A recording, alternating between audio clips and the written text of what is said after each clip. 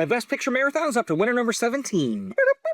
Best Picture Marathon theme song. Going My Way was released in 1944 and was the second Best Picture winner for Paramount, their first win since Wings, the very first Best Picture winner. Going My Way tells the story of a young progressive priest played by crooner Bing Crosby, who's sent by the bishop to take over a failing church that's run by the elderly Father Fitzgibbons, played by Barry Fitzgerald, without Father Fitzgibbons knowing that he's being replaced. The film is sort of a hybrid drama comedy. It's sometimes classified as a musical, though I would argue that it's not really a proper musical, though it does have quite a few songs. Bing Crosby, of course, sings, and music does play an important role in the plot. Going My Way was directed by Leo McCarey. McCarey directed a number of significant films for Paramount over the years. My personal favorite of his movies is Duck Soup, the anarchic political satire he made with the Marx Brothers in 1933. But unlike Duck Soup, most of McCarey's other films tend to be very sentimental. Going My Way is not an exception. It's a very pleasant film, not particularly complex thematically or emotionally. Crosby's character is pretty surface level and has